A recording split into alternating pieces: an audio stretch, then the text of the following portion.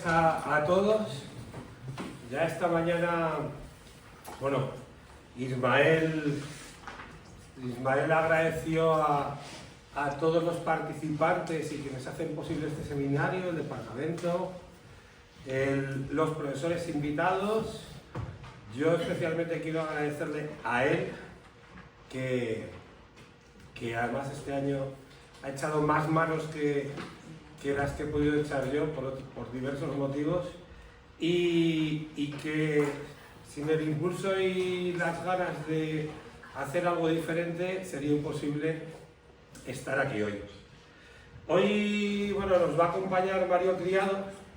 Mario Criado es compañero mío también en la Escuela de Arte, pero bueno, es una persona muy interesante, un currículo que desde que nace en el año 77 prácticamente se podría decir que ya estaba pensando en el mundo artístico. De algún modo, dice, él mismo reconoce que su vocación artística comenzó temprano, cuando con 8 años intentó colocar en un kiosco un billete de 100 pesetas dibujado con rotuladores. Eso dice mucho de la inquietud que tiene esta persona que tengo aquí a mi lado y también de su carácter. Que a partir de esa travesura, mitad ingenuidad, mitad pasión técnica, se entiende su trayectoria posterior, siempre orientada a conocer a fondo los procesos y secretos de la creación artística. Él es licenciado en Historia del Arte por la Universidad de Salamanca, va a obtener la plaza de dibujo de secundaria por oposición. Años más tarde ingresará en el cuerpo de profesores de Artes Plásticas y Diseño, en la especialidad de Dibujo Artístico y Color. En esta misma universidad va a completar parte del doctorado, lo que eran los antiguos trabajos de grado, ¿no? Si no recuerdo mal, que con una calificación de cum laude y con un tema que es muy sugerente, que es la medida original, el problema de los formatos en la pintura de Velázquez. Una obra que yo recomiendo encarecidamente que leáis en alguna ocasión, porque nos ayuda a entender muchas cuestiones que hoy en día se nos escapan de esos secretos. Y actualmente además está disponible en el repositorio de la USAL, lo cual es accesible a todos. Ese mismo año además recibe la mención especial al mejor diseño en el certamen de jóvenes investigadores de la USAL y ha participado en numerosas exposiciones colectivas, desde la Bienal Internacional de Grabado Aguafuerte de Valladolid en el 2016 hasta el Color en la Memoria en el Museo de Salamanca, o actualmente en el Valor de lo Aprendido, que es una exposición que hoy en día podemos disfrutar también en la sala de temporales del museo. Ha impartido varios cursos especializados, como el reciente taller de grabado y serigrafía. No mucho más, se puede decir, de una persona con más de 2 décadas de experiencia docente en centros de arte y diseño entre Asturias, Castilla y León, Castilla-La Mancha, Madrid, donde combina su trabajo de investigación con la enseñanza y la práctica artística, manteniendo un interés constante por los fundamentos del dibujo, los procedimientos gráficos y la relación entre original, copia, reproducción, temas que atraviesan tanto su investigación académica como su obra plástica. Y siempre con la misma curiosidad que lo acompañaba de niño, donde comprender cómo ejecutar una imagen auténtica, ese secreto o misterio que convierte a una obra en algo verdaderamente excepcional, es un poco el fin de todos sus estudios y de todo su trabajo. Una persona que además en lo personal creo que es especialmente afable, un gran comunicador, y que espero que con esas dotes hoy os haga disfrutar de esta charla. Bueno, muchas gracias, Iván. Bueno, muchas gracias a todos por estar aquí. Y nada, pues os vengo a hablar de este tema que lo he titulado así, el grado creativo. Es un término que yo escuché por primera vez siendo un chaval de 17 años, y se lo escuché a un grabador hablando, o sea, estábamos en un bar, o sea, en un coloquio absolutamente cotidiano, y hablando de arte.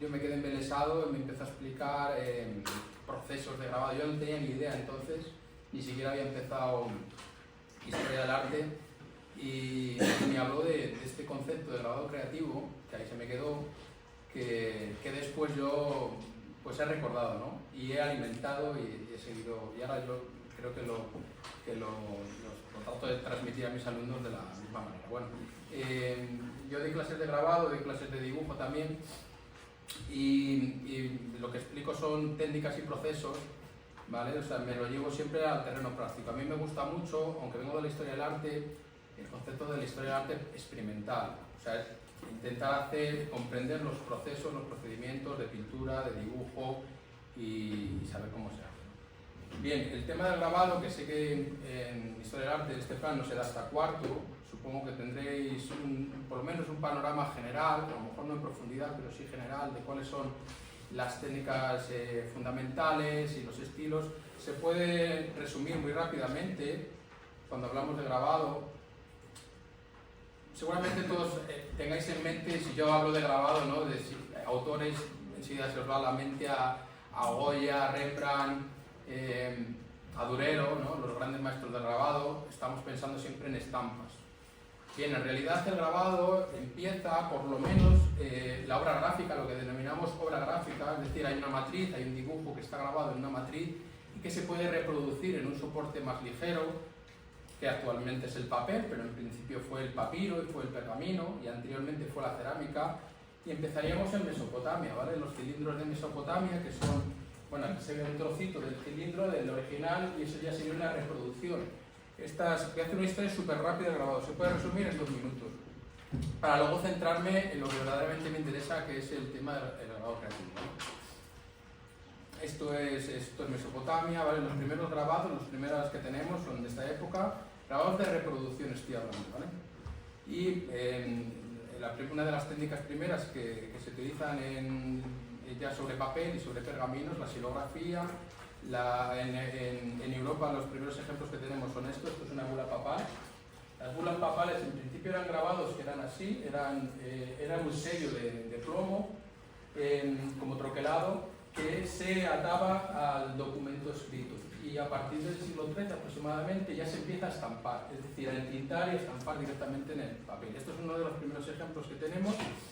Xilografía como ilustración de libros, el gran desarrollo de la imprenta, siglo XV, la necesidad de hacer ilustraciones para libros. Se desarrollan fundamentalmente 2 técnicas que van a ser la xilografía, que es el grabado en madera, y el buril. ¿Vale? Empieza a haber talleres especializados donde cada oficial hace una tarea, y es un trabajo que rápidamente se especializa, llegando a niveles como este. Bueno, esto pararemos a hablar. Esto es una técnica de buril.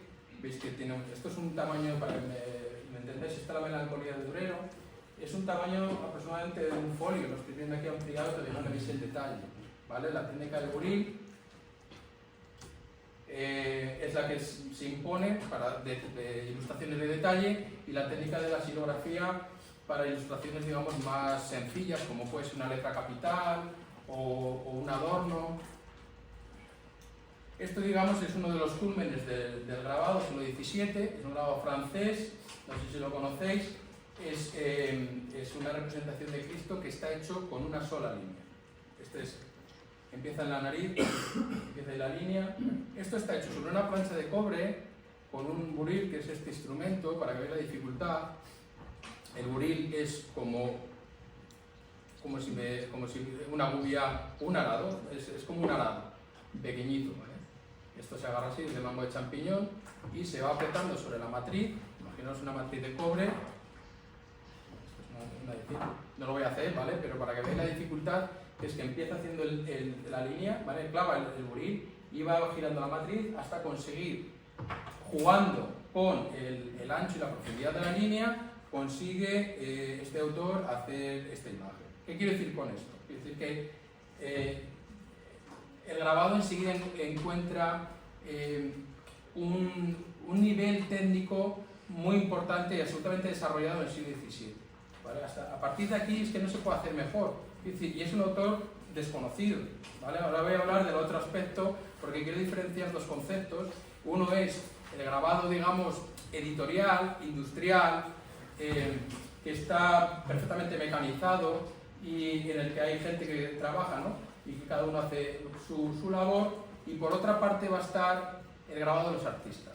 El grabado que nosotros estudiamos desde los historiadores del arte y que a veces, aunque hay vasos comunicantes, nos cuesta diferenciar muchas veces. Nos cuesta diferenciar porque ¿dónde está la obra de arte? Por ejemplo, este es un tipo de grabado, esto es un buril, este cuadro es un cuadro de Van Dyck de la reina y esto es una reproducción hecha en buril de este retrato. Bueno, ¿para qué se hace eso? Pues para publicar en libros. Y este tipo de grabado de reproducción, como digo, está perfectamente especializado y de hecho se suele firmar, son gente tan buena, ¿vale?, que siempre suelen firmar al lado del autor. Por ejemplo, esta estampa está firmada, veis que tiene 2 firmas, es habitual encontrar esto, ¿vale? Con Van Dyck Pincy lo pintó y Bedford lo esculpió, es decir, lo talló porque es un grabado en buril. Este es el tipo de grabado que vamos a encontrar. Esto es una ilustración de Doré, siglo XIX, la litografía, Toulouse-Lautrec, Alphonse Maria Mucha, litografía offset y arte digital. Hasta aquí la historia del grabado. Se puede resumir como una historia de la técnica, cómo va evolucionando, y llegamos a nuestros días, a la reproducción del arte con medios digitales, a lo que se llama ahora el arte post-fotográfico, post-internet, de la inteligencia artificial. Y no sabemos muy bien dónde está la diferencia entre la original y la copia y hasta dónde llega el término de originalidad. Vale. Bien. Este, digamos que sería muy rápido el concepto de grabado de publicitario o grabado obra gráfica, el término de obra gráfica. A veces no sabemos cómo denominar una cosa y decimos, bueno, es obra gráfica. La litografía es grabado, el offset es grabado, bueno, es obra gráfica. Como que es un eufemismo que todo lo puede. Pero en realidad el grabado, el concepto de grabado, el auténtico grabado de artista, y que yo voy a denominar grabado creativo, es otra cosa, y es a lo que venimos hoy. Ese grabado empieza muy anterior. Esto es el primer dibujo que se conserva de la humanidad. ¿Qué fecha pensáis que puede ser esto? El primer dibujo está tallado, os doy una pista, en una concha. Es un dibujo rayado en una concha. Se encontró en Indonesia. ¿Alguien sabe, lo conoce? Cada vez que se descubre en arqueología algo, se van echando las fechas hacia atrás. Existe un debate, yo creo que ya superado, sobre el origen del arte, que es el arte. El origen del arte ya parece ser que no es algo exclusivamente sapiens. Empezamos a encontrar obras de Neandertal. Bueno, pues eso es de hace 400.000 años y es Homo erectus.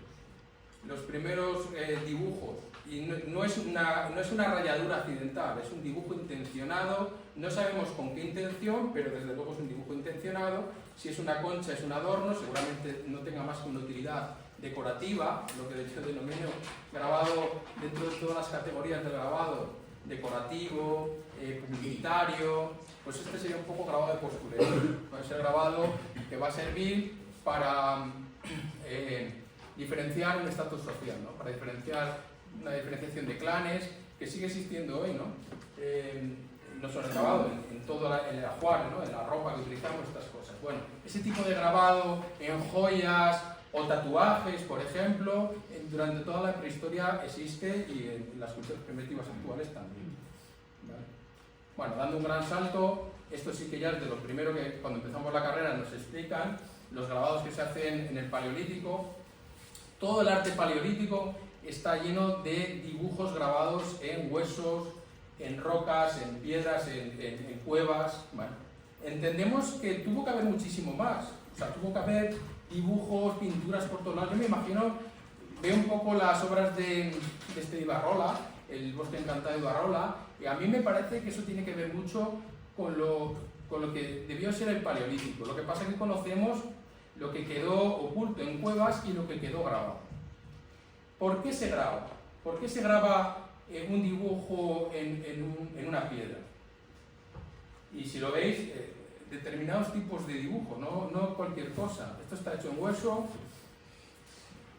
esto es siega verde, aquí en Salamanca, es todo más o menos de la misma época, ¿vale? ¿Qué es lo que se está representando? Bueno, pues yo creo que este es el origen del grabado.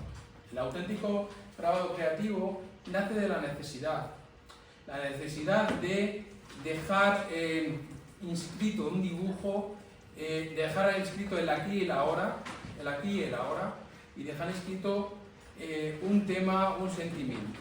Bueno, esto parece ser que gran parte de esto, bueno, ya sabéis que hay muchas teorías sobre el arte paleolítico, pero descartando esas teorías del arte por el arte, de que eran decoraciones, que son las primeras teorías, ¿no? El arte propiciatorio para la caza y todas estas cosas que ya están bastante superadas, parece ser que lo que está representando son hierofanías. Una hierofanía es la presencia de lo sagrado. Cuando algo no se conocía, cuando algo no se comprende, como pueden ser en ese momento los fenómenos meteorológicos, una tormenta, pues eso causaba una sensación de asombro, ¿no? Y en mitología se llama así, hierofanías, y no deja de ser eso el origen del arte, ¿no? La representación de lo que no se puede representar con palabras. Y qué mayor cosa más inefable, ¿no? más sagrada que, por ejemplo, la presencia de la muerte, la presencia de la vida, el tiempo. Pues todas estas obras del Paleolítico yo creo que tienen en común, y no me quiero enrollar con el Paleolítico porque me encanta, que siempre son escenas con un fuerte carácter narrativo, o sea, no son descriptivas, no están representando animales, por ejemplo, si tenéis en mente la liebre de Durero, ¿no? Que es diferente de esto, no son descriptivas. Desde luego lo que se representa es la acción. En este caso la pongo, esta de siega verde, porque es un muro, hembra, preñada. ¿Ves que tiene el becerro, entre comillas, dentro de su vientre? Es una representación de la vida. Esto es un reno, o el ancestro del reno prehistórico que está en la cova de las veis que es un animal que no se representa quieto, sino que está bramando, tiene el ojo desorbitado y está en la acción de bramar, ¿no? De llamar, es el momento de la berrea, y que además concentra el dibujo, el artista, justo en la acción, en la cabeza, en el cuello que gira, y el resto del cuerpo lo deja sin hacer. Y luego tenemos estas signos de por aquí. Bueno, pues esto, aunque pongo que es pintura, esto está grabado, ¿vale? Todos estos dibujos del Paleolítico, las cuevas de Altamira, estos bisontes, antes de dibujarse, antes de colorearse, se grababan. Hay como una necesidad de dejar marcado ese dibujo que no se borre, ¿vale? Esto es una característica de este primer momento del grabado, de la historia del grabado creativo, que son grabados únicos, ¿vale? Y que de alguna manera tienen, son irrepetibles. Estas manos, esto está en Altamira. En cualquier cueva prácticamente de la cornisa cantábrica encontréis este tipo de monotipos. Esto es una técnica que en grabado la llamamos monotipo. El monotipo es una técnica que consiste, parece que es un invento del siglo XVIII, si lo busquéis por ahí, en realidad consiste en utilizar una matriz, en este caso la mano, en tintar y dejar una impronta. Solo sale una estampa, una copia en este caso, pues se llama monotipo. Son manos auténticas de los que habitaron estas cuevas. Esto es uno de los misterios más alucinantes para mí de la historia del arte. Esto es lo mismo, pero en Argentina. Más o menos, esto es un poco más reciente, la cueva de las manos se llama así. Esto es paleolítico, ¿eh? O sea, parece que está hecho ahora, es una cosa alucinante. Pues es un ejemplo de grabado, de monotipo. Esa necesidad de dejar la impronta, de detener el tiempo y dejarlo allí. Vale. Otro ejemplo de siega verde. Vale. Y aquí llegamos decíamos que aquí en Europa, voy a centrarme un poco en Europa. Sabéis que la historia del arte es un poco injusta, porque nos centramos en Europa y realmente no se puede hablar de, o sea, qué pasa en África, qué pasa con América, y no se puede hablar de grabados sin citar la gran cultura china y japonesa, ¿no? Pero como me tengo que centrar en algo y no da tiempo a todo, me voy a centrar un poquito en los grandes maestros del grabado europeo a partir del Renacimiento, es decir, Durero, Rembrandt, Goya y algo más de pasado, ¿no? Este es un autorretrato que se hace Durero con 13 años. Lo pongo aquí porque es muy ejemplificante. Quiere decir, es un ejemplo que está hecho con punto de plata. Esta técnica del punto de plata ya en desuso, es digamos la técnica anterior, cuando todavía no existe el lápiz, como existe el grafito, ¿no? Lo que llamaban piedra negra, pero no existe el lápiz como lo entendemos hoy, no se puede afilar. Entonces se hacía punto de plata, que es una técnica, digamos, muy difícil y que no permite el error, o sea, no se puede borrar. Y esto está hecho con 13 años. Quiero decir esto, que el caso de Durero va a ser especial porque participa de ese comienzo de la imprenta, de cuando se empieza, dijimos, cuando se desarrolla las técnicas de la silografía y el buril. Él es el gran maestro de las dos técnicas, sin trabajar para ninguna imprenta, sin ser un oficial de esto, porque él es pintor.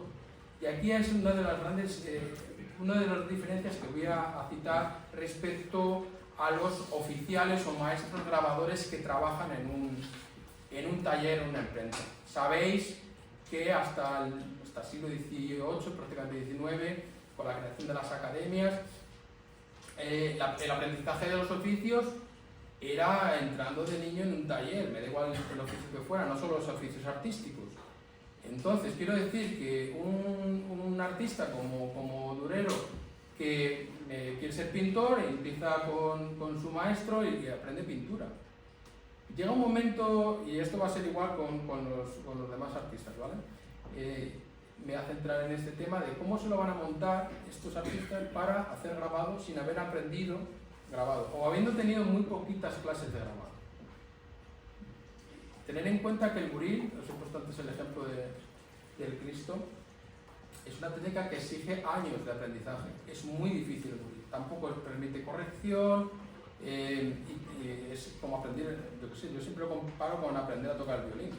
O sea, después de que has aprendido un oficio durante años, de repente empiezas a grabar. Bueno, ¿por qué sucede esto? Bueno, pues entre otras cosas, porque tienen una destreza, en el caso de Durero para mí es Dios en este tema, tiene una destreza que no tienen los demás. Entonces, con 13 años puedes dibujar esto sin corregir ni una sola línea, pues ya te permite empezar a hacer grabado prácticamente, porque grabar es dibujar con 4 clases.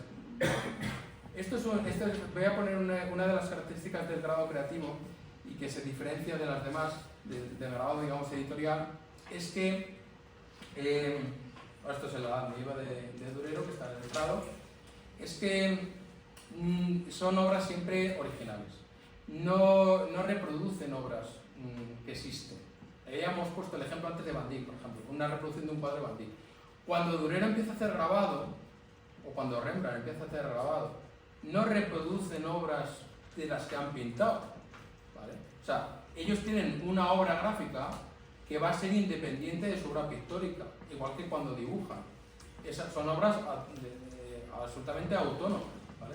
Entonces, fijaros que el Adán y Eva de Durero, cuando él lo hace, la versión grabada, no repite el modelo. Él hace su dibujo, que es este es un dibujo a tinta, y lo empieza a pasar a la plancha de grabado. Allí lo veis, esa estampa es lo que se denomina una prueba de estado, que son estas estampas que se sacan a medio camino, cuando todavía la plancha está a medias o en sus primeros estados, para verificar cómo va el trabajo.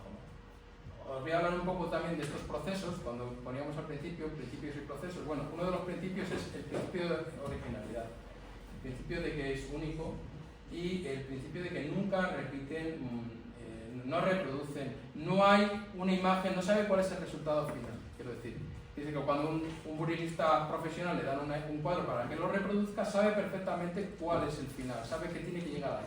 Sin embargo, aquí cuando él empieza a hacer su grabado, sí, empieza a tantear, tiene sus bocetos, del boceto pasa del dibujo a la plancha porque lo calca y a partir de ahí va trabajando, pero necesita de vez en cuando, estampar y sacar una prueba de estado, y esta es una de las características. En una imprenta esto no se haría, ¿vale?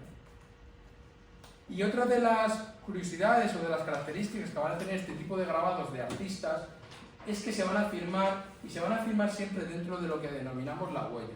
Es decir, dentro de la matriz, porque la matriz, como sabéis, se va a estampar en un papel y va a quedar siempre un margen, ¿no? Dentro de la matriz se va a firmar. Hoy en día, sabéis que Estas firmas siempre se hacen a pie a pie de página o a pie de huella y se hacen a lápiz. Esa costumbre es una costumbre moderna, del siglo XIX y XX. Pero antiguamente se firmaban siempre dentro, ¿vale? O sea, hay un sentido de autenticidad y de originalidad del artista.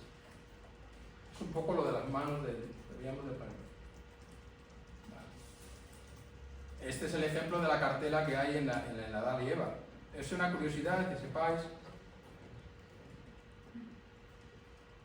Durero suele firmar dentro de una cartela, como esta, ¿la veis? Si os fijáis en la Adán y Eva, y si os fijáis en cualquier otro cuadro, dentro del grado de la melancolía, esto simplemente lo digo como curiosidad, hay un angelito ahí, que es la unión, significa es la unión entre lo terrenal y lo celestial, entre el mundo del mundo terrenal y el mundo de las ideas, que está escribiendo en una cartela exactamente igual. Yo tengo la teoría de que está firmando. Vale. Pero el caso de Durero la verdad es que es bastante excepcional.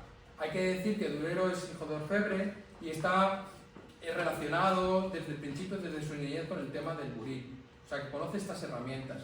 Pero quitando ese caso, que yo creo que es único en toda la historia del arte, todos los artistas que se van a meter a grabadores, dicho así, una vez que han empezado su carrera, lo van a hacer siempre con otra técnica, que es el aguafuerte. El aguafuerte, yo creo que es la técnica que ha llegado a ser, después de los siglos, que más prestigio tiene y que más desarrollo lo han usado todos los artistas, prácticamente quitando Velázquez y poco más, todos los artistas grandes se han metido grabadores y todos han hecho aguafuerte, ¿no? Es la gran técnica. Bueno, ¿por qué utilizan el aguafuerte y no utilizan el buril? Y aquí es donde se produce ya, desde el principio, esto ya es desde el siglo XVI, esto es el XVII, pero ya desde el XVI y quitando la sección de Durero, hay como una disociación entre lo que es el grabado editorial, de imprenta, que como veis va a tener una evolución técnica que va a pasar de la silografía al buril a la litografía offset, hasta hoy, ¿no?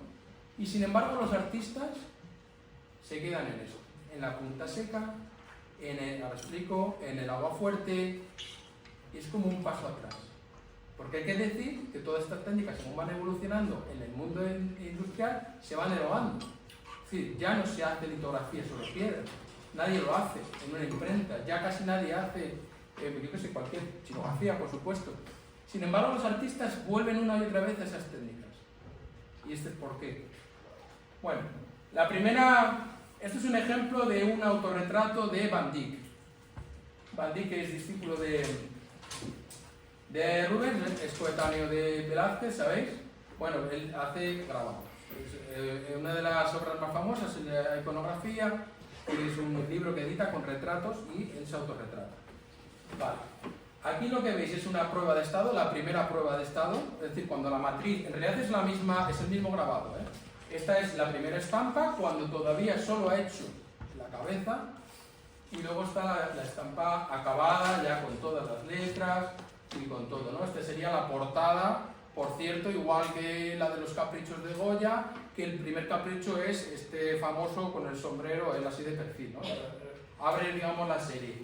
Bueno, pues lo que hace Van Dyck aquí es que en el primer grabado, la primera prueba de estado, él se autorretrata y lo hace con una técnica que es el aguafuerte. Y a partir de aquí, esta plancha se la pasa a un grabador profesional que le acaba todo en buril. Todo eso que veis allí es buril. ¿Qué diferencia hay entre el aguafuerte y el buril? ¿Por qué escoge el aguafuerte y no escoge el buril desde el principio? ¿Sabéis? ¿El qué? Sí. Cuando vemos buril, el buril es la técnica que aparece, por ejemplo, en los billetes que habéis visto muchas veces, el papel moneda. Es ese tipo de línea absolutamente geométrica, para líneas paralelas. Daos cuenta de que la diferencia práctica, si yo voy a hacer un dibujo con buril, es que el buril se utiliza así. Lo que se hace es clavar el buril y empujar hacia adelante. Entonces, cuando hago esta línea, sale una viruta, Bueno, claro, no lo veis, pero bueno, veréis, aquí hay una viruta y queda la línea limpia. Pero como estoy dibujando hacia adelante, la línea siempre tiende a salir recta. Cuando quiero hacer una curva, es tan difícil que lo que tengo que hacer es girar la matriz. Si quiero hacer varias curvas, lo que hago es girar la matriz, pero siempre van a salir paralelas. Es decir, es un dibujo muy geométrico, muy frío. Tiene la gran ventaja desde el punto de vista editorial que permite infinidad de copias, porque no se aplasta la matriz, aguanta muchísimo. O sea, yo creo que es la técnica que más veces se puede reproducir, entonces es muy bueno para esto, ¿no? Pero sin embargo, desde el punto de vista creativo, es muy limitante, muy limitante. Es como si fuera a dibujar y solo tuviera un rotulador, ¿no? Un rotulador gordo, y dijera, ¿y dónde están los lápices y los bolis y las tintas, ¿no? Bueno, el aguafuerte te va a permitir hacer, utilizando la misma plancha, ¿vale? Y sabéis que todas las técnicas de hueco grabado, aguafuerte, punta seca, aguatinta, buril, todas son combinables, y de hecho nos vamos a encontrar el ejemplo de Goya, que va a mezclar todas esas técnicas dentro de una misma matriz, ¿vale? Todas se utilizan sobre la misma plancha. Entonces, el tema del aguafuerte, y por qué se utiliza el aguafuerte, es porque es muchísimo más versátil a la hora de dibujar. Mirad, esta plancha es una plancha de zinc, la voy a poner así. Normalmente el material que se va a utilizar es planchas de zinc y de cobre, estas de cobre, el resultado da igual. Lo que se hace en el aguafuerte es barnizar la plancha, aquí ya está barnizada, y sencillamente con un punzón o con una aguja, con hacer este movimiento, ya tengo hecha la línea. Es decir, solo lo que voy a hacer es rayar el barniz, que es muy blandito, está duro porque está seco, pero es muy dúctil. Enseguida, en cuanto paso la línea, se raya, ¿vale? Entonces lo que hago es, tengo una libertad de trazo absoluta. Cuando empiezo a dibujar con aguafuerte, voy a poner ejemplos de Rembrandt. Estos son los primeros grabados que hace Rembrandt cuando él empieza como grabador. Otro que empieza, que tiene toda su formación como pintor, ya ha acabado su formación, con 18 años se monta su taller y de repente ve la posibilidad de empezar a hacer grabado. ¿Sabéis cuántas clases tuvo de grabado Rembrandt? ¿Cuánto tiempo fue a clases? 3 meses. 3 meses con su maestro, con su último maestro de pintura, que era grabador Glassman. Le enseña lo básico. Es que el aguafuerte se enseña en media hora, en realidad. Y claro, la dificultad no está en la técnica, que es muy fácil de enseñar. Si me da tiempo, os hago aquí algo. El secreto de esto está en la destreza del dibujo. Si tú ya sabes dibujar, lo que decíamos al principio de Durero, enseguida vas a resolver esto. Entonces, empiezo haciendo estos grabados que veis aquí, son una serie, los he puesto así, pero en realidad todos miden lo mismo, es como esta plancha. Este, por ejemplo, del medio, mide 4 centímetros de ancho por 5 de alto, este grabado. Y es esto, lo estáis viendo ampliado. ¿Cómo es posible esto? Pues porque dibuja con esta soltura. Cuando veis todas estas líneas, estos arabescos, ¿no? Esta libertad del trazo, es por esto, es por la libertad que te da el aguafuerte. El aguafuerte es verdad que es una técnica que es muy antigua, venía de la Edad Media, viene del término aquafortis, que se utilizaba en las herrerías para el tema de grabar las armaduras y las espadas, todas estas cosas, ¿no? Entonces ya se conocía, viene como digo, el nombre le viene del mordiente, del ácido. ¿Vale? Si queréis preguntarme alguna cosa, porque yo doy por supuesto mucho, a lo mejor me decís, ¿qué es eso del aguafuerte? Bueno, el principio es este. Yo tengo un ácido, un mordiente, a veces no es ácido, decimos ácido mal dicho. Hay que decir mordiente porque a veces son ácidos, a veces son sales. De hecho, esto es una sal, desde el punto de vista químico, que generalmente son bastante tóxicos. Este que traigo aquí, como ejemplo, no lo es. Esto es sulfato de cobre, que es el que usaba Rembrandt, por cierto. Y lo que hace esto es morder el metal. O sea, os voy a poner aquí un ejemplo. ¿Veis la plancha que está limpia? Es que con el zinc se ve muy bien. Si yo vierto aquí un poquito, voy a cogerlo, a ver cómo lo puedo hacer. Simplemente poner ahí una gota. Lo que va a hacer es corroer el metal, ¿vale? Como si fuera ácido sulfúrico. Si yo lo dejo ahí tiempo, tardaría a lo mejor un día, acabaría atravesando el metal y comiéndoselo. Mirad, solo lleva un minuto, o lleva unos segundos, y ya se ve cómo, ves que está de color negro, cómo empieza a corroer. Este le puedo tocar, mira. Vale. Esto lo puedo tocar porque no es tóxico, pero generalmente se utilizó ácido nítrico que era bastante tóxico y fue un problema para la salud de los artistas. ¿Vale? Bueno, entonces el procedimiento es muy sencillo, es barnizar la matriz con un barniz graso, os he traído algunos ejemplos, dibujar, sumergirla en ácido, morder la plancha que se dice, hay que controlar el tiempo, sacar, limpiar y estampar. Básicamente es así, ¿no? Eso se complementa además con otra técnica más sencilla que es la punta seca. ¿Qué es esto? Esto es una punta seca. Una punta seca, y esto también sería una punta seca, ¿vale? Primitiva. Es un punzón de acero afilado. La diferencia con el burí es que esto no se dibuja hacia adelante, sino que se dibuja como si fuera con un bolígrafo. Siempre se dibuja hacia atrás. Bueno, le hago dibujar en todas las direcciones. Simplemente con rayar así, ya está grabada la matriz. Esto tiene una rebaba. La diferencia con el burí es que tiene esa rebaba. Y diréis, bueno, ¿y por qué no se hacía si era tan fácil esto? ¿Por qué se usa el burí, no la punta seca? La punta seca es muy libre en cuanto al trazo, es muy resultón, no necesitas ácidos ni nada, directamente dibujas, pero esto en cuanto estampas 20 estampas, pues se va aplastando y se va perdiendo. Entonces no sirve para el mundo editorial, pero sí para los artistas, porque es muy libre. Y va a tener una característica muy buena, ya lo veréis. Voy a poner algunos ejemplos más. Estos son los primeros dibujos que empiezo a hacer, los primeros grabados. Lo que está haciendo Rembrandt en estos autorretratos, como sabéis, es ensayar el tema de las expresiones, que si triste, que si alegre, que si sorprendido, y lo hace con esta técnica. Esto es un paisaje de Rembrandt. Bueno, otra de las ventajas que tiene el agua fuerte, y como digo, bueno, el grabado calcográfico en general, porque aquí no solo hay agua fuerte, es que se pueden crear efectos pictóricos muy buenos. Por ejemplo, esas nubes de ahí es uno de los primeros, yo por lo menos es el primer ejemplo que conozco de la técnica del aguatinta. La aguatinta, que el gran maestro es Goya, y después de Goya, bueno, pues esto es una aguatinta, digamos, primigenia, o un ejemplo un poco básico. ¿Cómo consigue Rembrandt hacer esas nubes? Veis que no solo son líneas, ¿no?, sino que hay una especie de efecto de acuarela. ¿Cómo pensáis que haces? Es una aguada. De hecho, en grabado, esto se llama aguada o lápiz también. Bueno, lo que hace ahí directamente es pintar, directo con pincel, pintar con ácido. O sea, lo que acabo de hacer yo aquí de echar la gota, pues igual. Está haciéndolo como acompañamiento, ya tiene acabada la imagen. Estas líneas tan geométricas de aquí, que es como la tormenta que acaba de pasar, porque parece ser que pasa para allá, sentido narrativo que hablábamos al principio, de estos tipos de grabados, y luego hace esa bruma, esas nubes de atrás, así.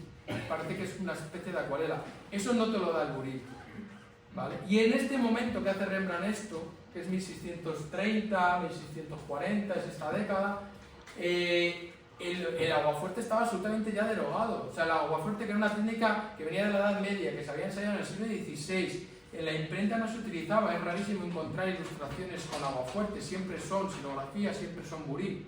Y de repente Rembrandt es el gran maestro del aguafuerte. Es como si ahora alguien empezara a hacer obra, yo qué sé, empezara a hacer daguerrotipos, en vez de fotografía digital, fuera daguerrotipos, ¿no? ¿Por qué? Pues porque le va a permitir una serie de recursos expresivos, gráficos y plásticos que no tienen las otras técnicas. Empieza a retratar a su madre, empieza lo que decíamos de la firma, ¿no? En firmar dentro, en poner la fecha dentro. ¿Por qué? Se está representando obra, como decimos, original. Estos dibujos están hechos del natural. No son reproducciones, ni siquiera son reproducciones de dibujos, que a veces en grabado es habitual hacer dibujos para pasarlos luego al grabado. En el caso de Rembrandt y de muchos otros, vais a encontrar grabados que están hechos directamente sobre la matriz. Entonces, ese sentido del aquí y el ahora, del directo, por así decirlo, ¿vale? Que, bueno, y además tiene un sentido como muy familiar, ¿no? siempre está relacionada la obra con su contexto, con su vida, en todos los artistas.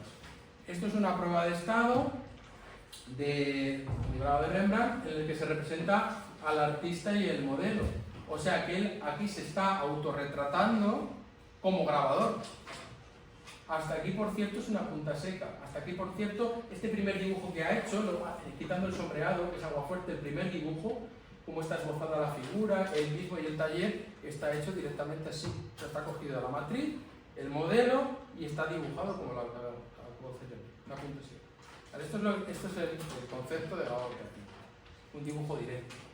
Tiene una gran ventaja respecto al Burí, además, y el Aguafuerte y la punta seca, fundamentalmente la punta seca, y es que se va a poder borrar. Y lo vamos a ver a partir de ahora.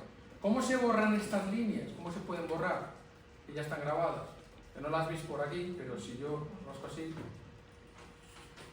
lo que digo de la... ¿Veis que tiene, no? Bueno, pues se van a borrar con este instrumento que se llama bruñidor, que es como una especie de cuchara, una forma como tiene hay distintos tamaños. Y lo que hacemos es aplastar el metal, bruñir el metal, para cerrar, digamos, la línea. Es decir, las dos rebabas que me salen alrededor de la línea, lo que hago es cerrarlas otra vez y que ya la tinta no entre dentro. Bueno, pues esta libertad, mirad, este es uno de los autorretratos. Este es el primer estado del autorretrato suyo, os lo adelanto, va a ser este. Fijaros el primer estado. Es muy curioso, esta estampa es muy reveladora de lo que son los procesos, ¿no? De cómo se hace. Esta estampa, esta primera estampa, que está firmada además 1631 a la edad de 24 años, bueno, en realidad solo está grabada la cabeza. Una práctica habitual de los artistas que están, por supuesto, cuando está haciendo esto, él necesita tener un tórculo, una prensa de grabado en su taller, porque necesita estar estampando, ¿no? Qué diferente de los grabadores, como digo, o los ilustradores que hacen una ilustración. El ejemplo, me viene ahora a la cabeza, por ejemplo, el hombre de Vitruvio, de Leonardo da Vinci, que todos conocéis. A Leonardo da Vinci le dicen: oye, hazme las ilustraciones para hacer la edición de los 10 libros de arquitectura de Vitruvio. Pues él hace sus dibujos, él hace unos dibujos, los hace con plumilla, ya se acerca, digamos, a este estilo de dibujo, de línea, pero él no graba, da las ilustraciones y se olvida de esa parte ya de producción del grabado. Sin embargo, el artista lo que está haciendo es directamente grabar en su taller y sacar pruebas. Y sobre esas pruebas, y esto es un ejemplo muy bueno, está dibujado. O sea, esto que veis por aquí, tanto la firma, el año, y todo lo que es el cuerpo, está dibujado con lápiz. O sea, sobre la estampa en papel ha dibujado para ver cómo quedaría. Y en el siguiente estado lo graba, pero no lo graba igual. Lo que decimos, mete variaciones, empieza a hacer el fondo. Este es un autorretrato suyo también, más grande, más tardío, es un autorretrato de Rembrandt como grabador. O sea, él se está mirando al espejo y se está dibujando. Estoy viendo que está apoyado sobre una especie de un libro y se está grabando con aguafuerte. Es un grabado en aguafuerte. Ese es el primer estado. Este es el siguiente, en el que ya se incluye la firma. Lo veis arriba, la firma y la fecha. Para firmar al revés, daos cuenta, o sea, para que salga al derecho tiene que firmar al revés. Bueno, es una curiosidad.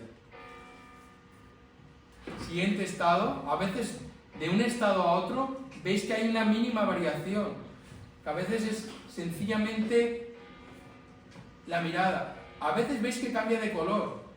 Por ejemplo, desde esta a esta ha cambiado el color. ¿Lo veis? Bueno, cuando hablamos de un estado, de un estado a otro, la diferencia de un estado a otro, tiene que haber un cambio en la matriz. Lógicamente, has estampado y te fijas en la estampa y lo que haces es añadir unas líneas más y vuelves a estampar. Ya es otro estado, ¿no? Porque si no hubiera ningún cambio sería la misma estampa del mismo estado. Bueno, pero también lo que se hace es, cuando se cambia de estado, y es muy característico de Rembrandt, es probar distintas tintas y distintos papeles. A veces veis que es un cambio mínimo de líneas, pero un gran cambio en cuanto al color.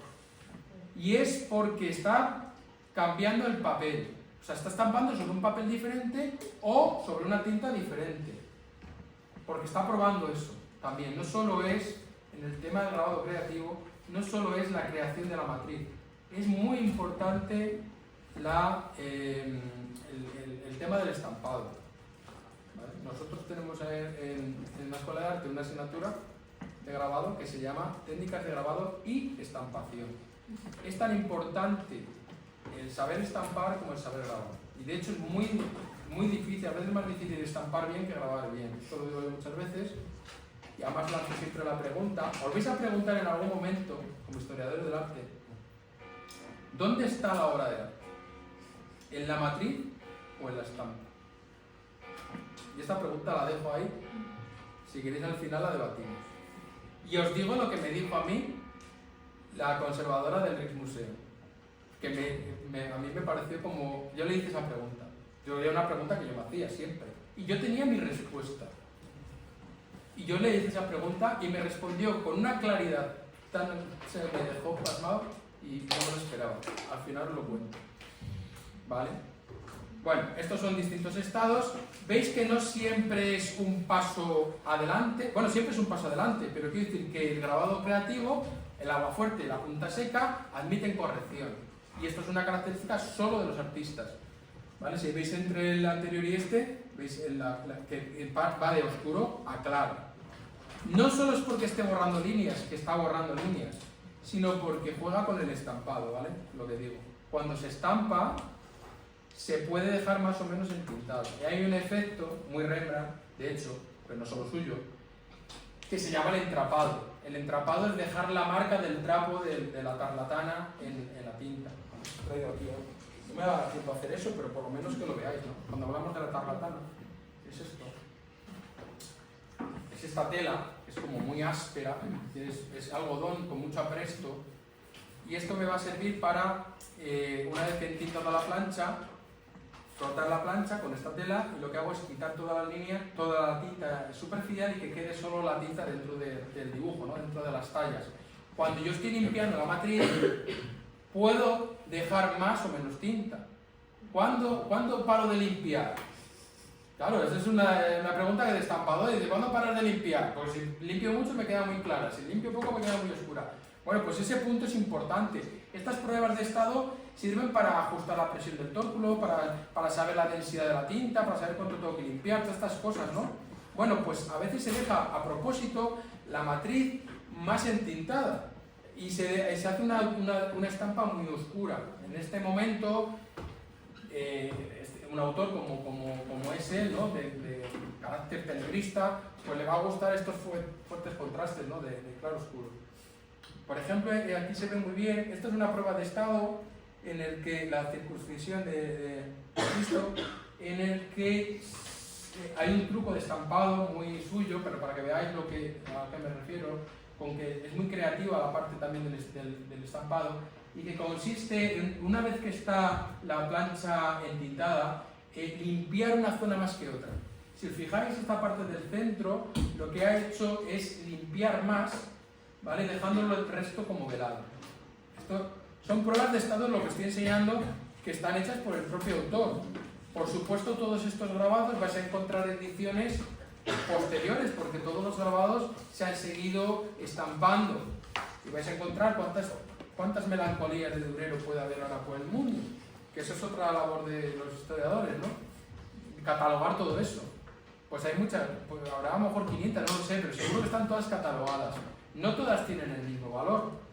Desde luego, las estampas que están hechas en el momento de la creación, antes incluso de la edición final o de la edición que luego se comercializó y tal, son las más valiosas. En el caso de Rembrandt se conservan muchas de estas pruebas de estado. De Durero también, de Goya también, de los grandes artistas se suelen conservar porque ellos eran conscientes de su valía y no se tiraba nada. O sea, todo eso se vendía al final. Y si no se vendía, luego ha pasado después. Bueno, este es el grabado, para mí, paradigma de lo que estamos hablando. El grabado se denomina las tres cruces, es la crucifixión de Cristo, es una escena bíblica. Bueno, sabéis que en el momento de casi todos los temas que estamos viendo son temas de escenas bíblicas, a veces son cuadros de historia y tal, pero en grabados sobre todo son temas bíblicos. Hay que decir que estas escenas, estos grabados, en este momento tienen una función, ¿vale? Son grabados no están pensados para enmarcarse como ahora. O sea, es habitual hacer un grabado, lo llevas a enmarcar como si fuera una fotografía y lo pones en la pared. En este momento hay que decir que son grabados primero muy pequeños. O sea, es raro encontrar matrices. Esta es muy grande para su momento. Esto es un tamaño folio, más o menos es así. Es grandísimo. Lo normal en un grabado en el siglo XVII es que sean planchas de este tamaño, porque era difícil encontrar metal plano, ¿no? Una lámina tan grande. Daos cuenta que esto se conseguía a base de martillear el metal, el cobre y ir extendiéndolo. Ahora ya existe metal laminado que tienes planchas de 2 metros, ¿no? Puedes encontrar aguafuertes de Miló, yo he visto aguafuertes de Miló de planchas de cobre de 2 metros. Pero en este momento son pequeñitas y son escenas generalmente de devoción. Son estampas que estaban pensadas para estar dentro de un libro de oración o de la Biblia, que tú lo abrías y las veías, ¿no? Este es un caso bastante curioso porque es grande y bueno, lo traigo aquí a colación porque se han conservado 5 estados de este grabado y yo creo que reúne todas las características de lo que del grabado creativo. Primero, es una escena original, ¿no? O sea, Rembrandt ya había hecho esta escena antes, lo había pintado y de hecho lo había hecho varias veces. Y sin embargo, cuando lo hace de manera grabada, hace una cosa totalmente diferente, inventada, ¿no? Segundo, es un grabado que está hecho directamente sobre la matriz, inventado, o sea, rascando directamente la matriz. Seguramente ya haría bocetos, pero en ningún caso está haciendo un dibujo que lo esté calcando, que luego lo calque, que no pasaría nada, que lo hacen todos. Pero quiero decir que se nota la improvisación y lo vais a notar. Este es el primer estado del grabado, todavía está a medio hacer. Y está además estampado sobre pergamino. Es una de las... Bueno. La representación que hace es el momento justo de la crucifixión, con los dos ladrones, el bueno y el malo, y aparecen toda la playa de personajes que cita la Biblia.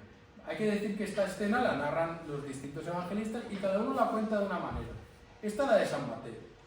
Esta es la versión, digamos, normal, la light. No es nada... Si la comparáis, os invito a que la hagáis cuando os leáis esto, os leéis luego la de Lucas. Vale. Este es el primer estado, hecho sobre pergamino, como digo, que tiene ese tono dorado tan característico. Este es el segundo estado. El segundo estado, fundamentalmente, no cambia mucho del dibujo. Cambia sobre todo la manera de entintar y del papel. Esto está hecho sobre papel europeo. El papel blanco tiene mucho más contraste, pero ¿veis qué diferente, cómo se interpreta la imagen, qué diferente es una de otra? Y es la misma matriz. A mí me gusta comparar el tema del grabado, de la estampa. Cuando hablamos de la estampación, ya tengo hecha la matriz y ahora me pongo a estampar. Me gusta compararlo con una partitura de música, ¿no? Está hecha la partitura, pero hay que interpretarla. Y se puede interpretar bien o mal. O sea, de una buena matriz no te asegura que hagas una buena estampa. De hecho, es bastante difícil sacar una buena estampa.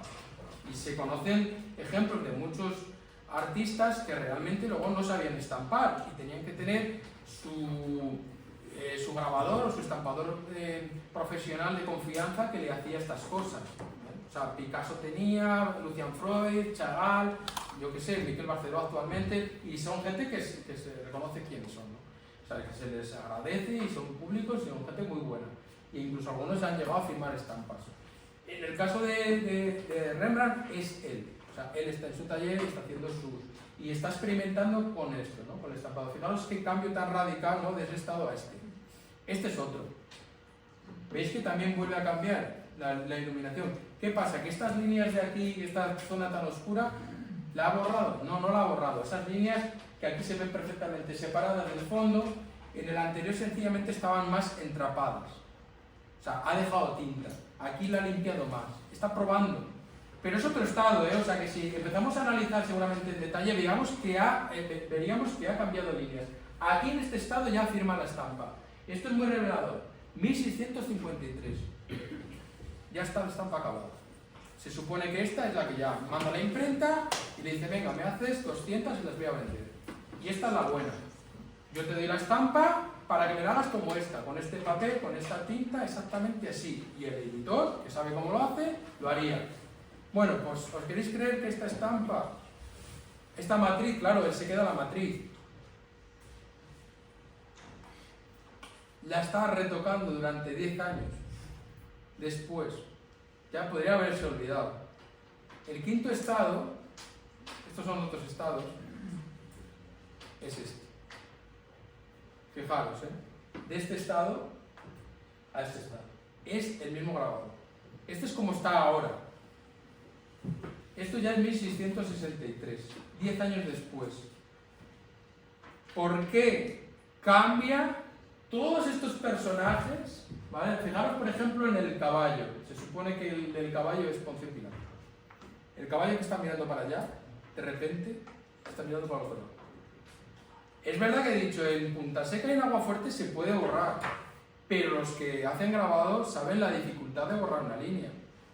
O sea, ¿qué necesidad hay de borrar todo eso y cambiar el caballo de sitio, ¿no?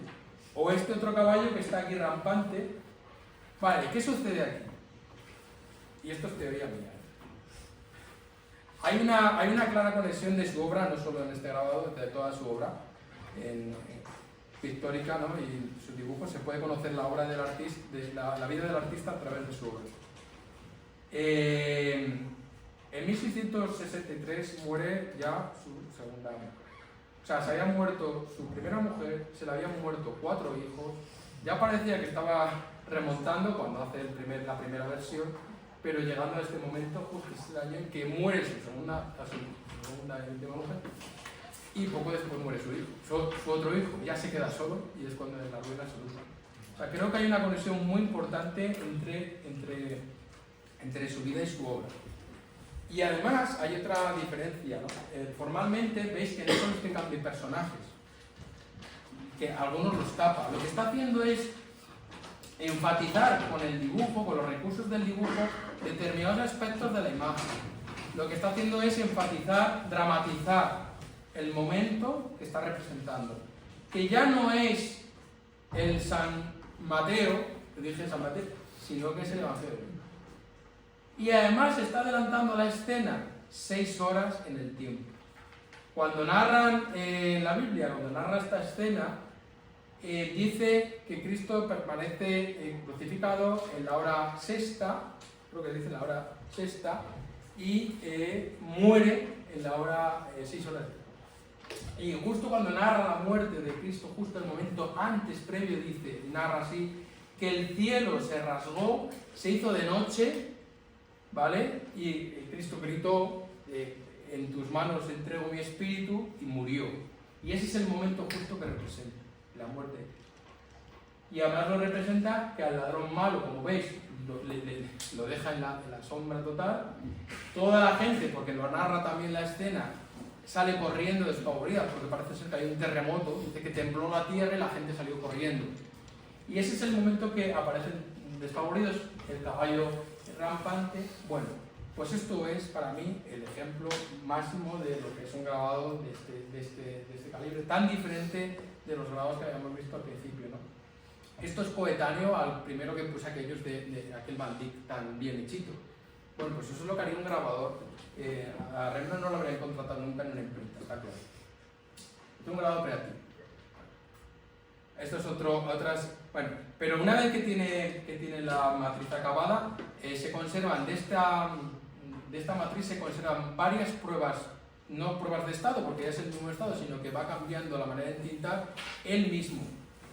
O sea, no solo juega con el trazo, ¿no? Con el dibujo, cómo mete la punta seca, cómo raya de manera súper tosca, ¿no? Con un dibujo bastante expresionista, sino que una vez que ya está hecho, ya no puede más conseguir más con los recursos de la línea, lo que hace es recurrir al tema del estampado, de la tinta, y se conservan varias de esas pruebas de estado, ¿no? de esas estampas. Mirad, fijaros, son sutilezas, simplemente es que cambia el papel y cambia la tinta.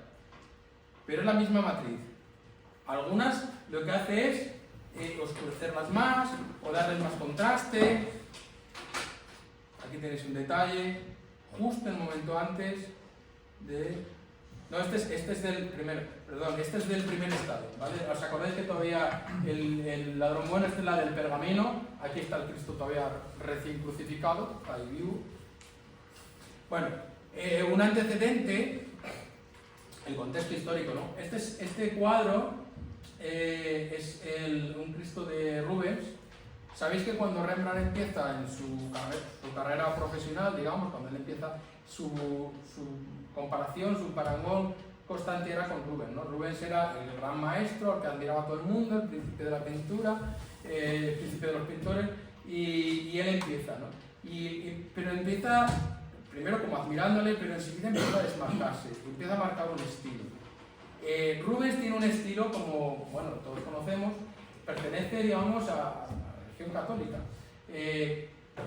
El Cristo, en comparación, es posterior, ¿vale? El que hace Rembrandt, que le encargan, pero como un poco como competición con el que ya conocía de Rubens, él hace ese Cristo de ahí.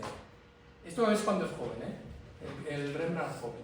Es un Cristo absolutamente esmirriado, o sea, desde el punto de vista de comparación con el de Rubens, que es un Cristo apolíneo, hercúleo, con un físico poderoso, nada doliente, muy clásico desde el punto de vista de estar emparentado con la escultura clásica, es de la etapa italiana. En el caso de Rembrandt, ya desde el principio, desde una visión calvinista, lo que hace es presentar al hombre, el hombre tal cual, o sea, parece que coge al más flaco de los mendigos para que le sirva de modelo y lo representa sin ningún pudor y sin ninguna idealización, ¿no?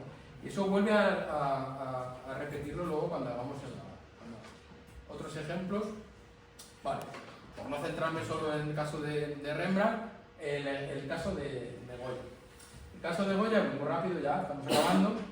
Este es el primer capricho, el autorretrato que se hace de Goya. De Goya también se conservan, afortunadamente, muchas pruebas de estado y muchos dibujos previos, ¿vale?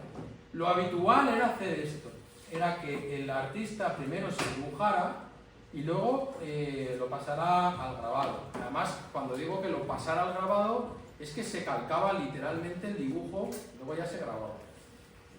Lógicamente, como el artista es dueño de su obra, cuando hace el grabado no está reproduciendo el dibujo tal cual, sino que es una simple guía para luego él hacer todo su trabajo, ¿no? Desarrollar, y a veces se introduce variaciones. ¿No os resulta aquí algo extraño en este grabado? El paso del dibujo a la matriz. La mirada es diferente. Bueno, esa es una cosa curiosa, la mirada es diferente. Aquí está mirando, como digamos, para acá, y aquí está mirando más al espectador. Aquí él se está autorretratando, lógicamente, mirándose al espejo. O sea, tengo el cuaderno, me miro al espejo y lo voy haciendo, ¿no? Este sería el método. Es un dibujo hecho en sanguina. Y una vez que tengo el dibujo, lo calco. Y una vez que lo calco, lo grabo y lo estampo. ¿No debería haber salido la estampa al revés? Digo, ¿no debería haber salido en el espejo? ¿Visteis al principio cuando os puse el de Durero, el de la Adán y Eva de Durero, salían de un lado, lo hizo al revés para que quedara al contrario, ya lo hizo teniéndolo en cuenta. Lo pongo como otro ejemplo de cómo se lo montaban los artistas para hacer el grabado cuando no se había grabado. El caso de Goya es curioso también. Goya tuvo muy pocas clases de grabado. O sea, Goya cuando viene a Madrid ya es pintor, sabe pintar, empieza su carrera, empieza a hacer los cartones, empieza a hacer los primeros y se apunta a la Real Academia. Y allí trabaja como director de grabado Manuel Salvador Carmona, que era el mayor grabador en España en ese momento.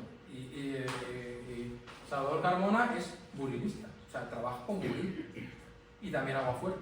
¿Qué le enseña a Goya? Aguafuerte. Buril sabe hacer Goya, pero de hecho en todas sus estampas dice Punta Seca, Aguafuerte, Buril, Punta Seca, Buril y tal. O sea, se suelen mezclar, pero cuando sabéis que cuando en los libros, cuando os pongan, o en los museos, cuando os pongan las técnicas, ¿no? Que ponen Aguafuerte, Punta Seca y Buril, siempre se pone en orden de cantidad, como los ingredientes de los alimentos, ¿no? O sea, si pone Aguafuerte y Buril, es que hay más Aguafuerte que Buril. Bueno, en el caso de Goya, siempre el Buril es el final. Es decir, que el Buril lo utiliza, ¿en dónde lo utiliza? Pues en repasar una línea para hacerla más gruesa, un perfil, y para hacer el título, que no lo hace él, porque esas letras están grabadas en Buril, pero no las hace él. Quiero decir, que el mismo caso de Goya, de Rembrandt, cuando un artista que ya sabe dibujar, que sabe pintar, sabe todo, quiere grabar porque necesita dejar el dibujo inciso y además quiere publicitarlo y quiere venderlo, no lo hace con una técnica como Buril, lo hace con el Aguafuerte. Y es lo que le enseña a Salvador Carmona. Y además le enseña este truco, el truco de cómo pasar un dibujo a un grabado para que no se dé la vuelta, que es lo que se llama una transferencia. Está hecho con transferencia. Es una técnica que consiste básicamente en coger la matriz, darle una capa de... Esto se ha descubierto recientemente y yo no lo sabía. Yo ya había la teoría, a mí cuando esto me lo explicaron en la historia del arte, recuerdo que nos decían, sí, hombre, seguramente pondría el dibujo, pondría aquí, la matriz aquí y pondría un espejo. Entonces te fijas en el espejo y ya lo dibuja a mano. Pues no. ¿Cómo resulta que lo hacía? Pues lo que hacía era dar una capa muy fina de parafina en la matriz y poner el dibujo encima y pasarlo por la prensa de grabado, por el tórculo. De tal manera que el dibujo se pegaba, o parte del dibujo, porque es sanguina, la sanguina es como tiza, se pegaba a la parafina. Entonces ya quedaba impreso, o sea, perdón, visto, ¿no? A partir de ahí lo dibujaría, lo mordería y ya lo tendría grabado. Si os dais cuenta cómo está recuadrado el dibujo, que se corresponde exactamente con la estampa, son del mismo tamaño y se nota la huella de la matriz en el papel.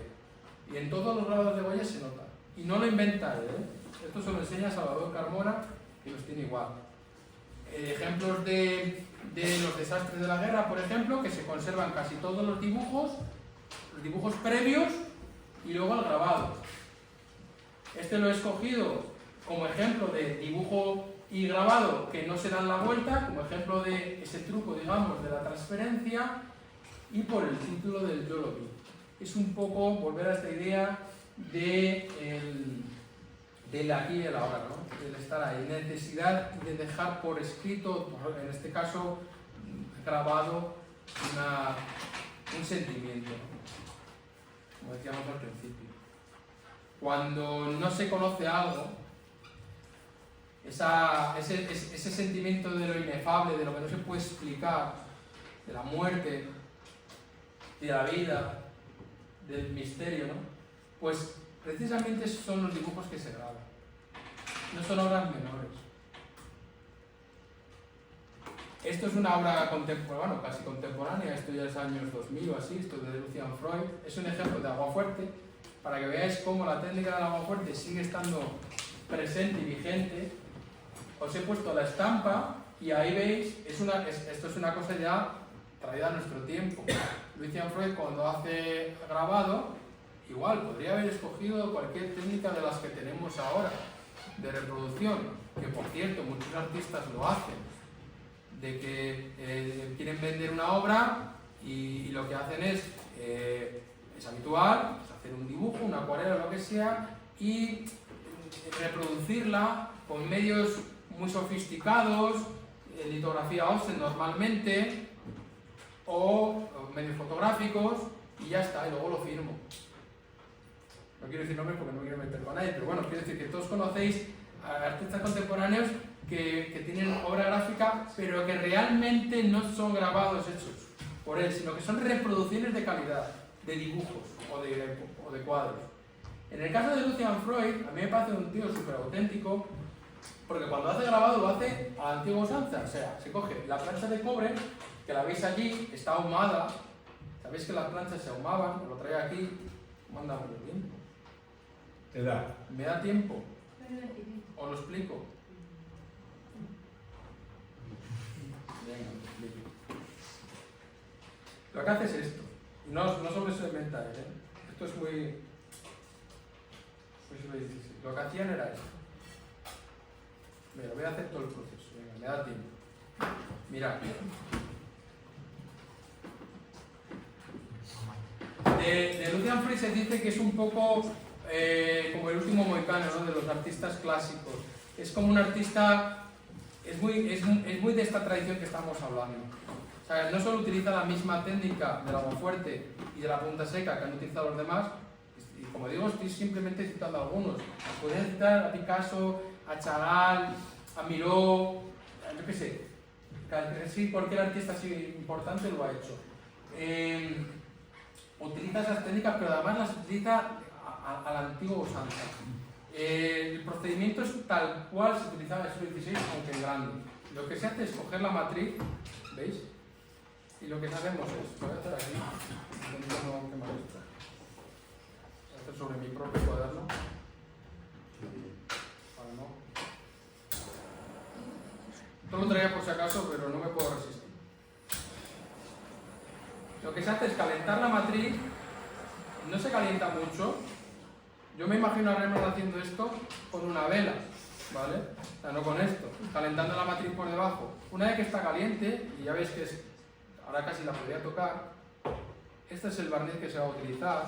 Esto es cera de abeja con resina de betún de Judea, a veces también tiene resina de colofonia, bueno, de distintas recetas.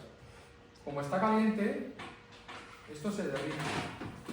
¿Vale? ¿Lo veis? Derrite, y lo que hago ahora es repartir esta cera calentita, mientras la plancha está caliente, sobre la matriz. O sea, cuando hablamos de barnizar la plancha, no penséis en un barniz. O sea, el concepto de barniz y de tinta es curioso. El barniz es este. Es verdad que existe un barniz líquido, también a veces se da líquido, pero el método tradicional va a ser este. Esto es una muñequilla de cuero. ¿Vale? Lo que hago es extender la cera sobre la matriz, una capa fina. Es una cera que es grasa. Puede ser más o menos oscura, más o menos dura, pero en todos los casos es una cera que tiene un componente graso. O sea, tiene siempre algo de sebo, de aceite de linaza, ¿vale? Es graso. Es muy importante porque luego el mordiente que voy a utilizar, me da igual cuál sea, va a ser siempre al agua. O sea, el ácido nítrico, el percloruro de hierro, el sulfato de cobre, todos los mordientes que existen, todos cumplen una cosa, que son al agua. Son acuafuerte, ¿vale? Entonces, lo que voy a hacer es meter la plancha en el ácido y va a repeler el barniz, que es graso, va a proteger la plancha. O sea, se come el metal, pero el barniz no le hace nada. Es curioso, ¿no? Y a partir de aquí ya podría dibujar. Vale, ¿qué es lo que veis ahí? Que ha ahumado la plancha. ¿Por qué ha ahumado la plancha? Porque si yo hago aquí una línea, no la veo. Entonces el truco, y esto es desde siempre, lo que decía es coger la plancha, ¿vale? ¿Veis que la puedo tocar? Está simplemente para derretir eso con 60 grados así, ¿vale? Es un poco como el doble de la temperatura de la ropa. Es verdad que una vez que está barnizada ya no la puedo tocar, por lo menos hasta que no esté del todo fría. Una vez que se enfría, ya sí se puede tocar. Podría hacer como Piranesi, llevarme la plancha al campo y ponerme a dibujar directamente, ¿vale? Es muy versátil. Lo que hago es ahumar la plancha. Un mechero. Me olvidé el mechero.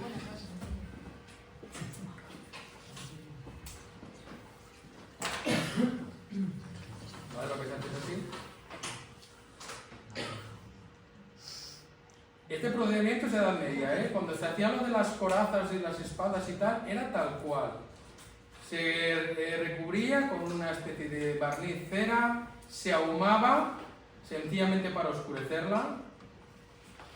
La puedo dejar totalmente negra. Lógicamente este paso de ahumar solo se hacía en el primer estado, es decir, cuando voy a empezar el dibujo, que es como está ahí.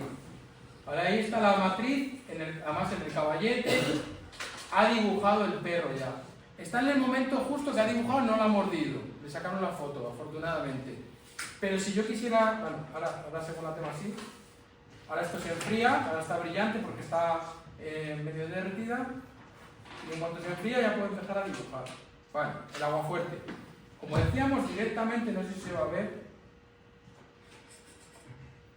¿Veis la línea? ¿Cómo se ve? ¿Veis? Se ve perfectamente. Si no estuviera ahumada, no la vería.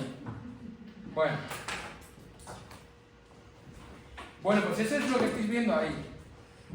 Ha cogido una matriz de cobre, la ha puesto en el caballete y ha dibujado el natural, al perro posando, y lo tiene ahí dibujado antes de morder. Luego va a ser este el resultado final.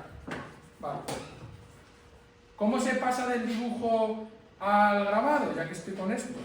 Bueno, pues imaginaros que yo tengo aquí el dibujo, que voy a hacer un dibujo, que tengo aquí el dibujo hecho. Esto sería como lo haría, por ejemplo, Rembrandt, no en el caso de Goya. En el caso de Goya es un poco diferente este paso, pero lo habitual es hacer esto. Que yo tengo hecho el dibujo, lo pongo encima, y con un lápiz, o con algo sencillamente hago la línea, voy repasando el dibujo. Lo normal es puntear, pero imaginaos que yo hago esa línea, ¿la veis? Me llevo el humo pegado ahí y me queda el dibujo en la matriz. No está grabado, es que ni siquiera está en la plancha descubierta, solo me he llevado la capa de humo, ¿vale? Esto es uno de los procesos que se utilizaba en el grabado creativo. A partir de aquí, imaginaos, hago todo el dibujo, lo repaso, lo calco de alguna manera, y una vez que lo tengo aquí ya, ahora ya sí, me cojo una aguja, una lupa y empiezo a dibujar. Empiezo a hacer todo tipo de trazos. Acordaros de los primeros autorretratos de Rembrandt, y haría todo el dibujo y lo mordería. Gran ventaja que tiene, veis que es súper creativo, que es muy versátil, que no es como el buril, que es una técnica directa que te has equivocado y ya te has equivocado. Aquí no. Aquí puedes marear la perdiz mucho. Y que alguna línea te has equivocado y no quieres que salga antes de meterlo en el ácido, lo tapas con un pincel, con barniz líquido, lo tapas. Y ya no se muerde.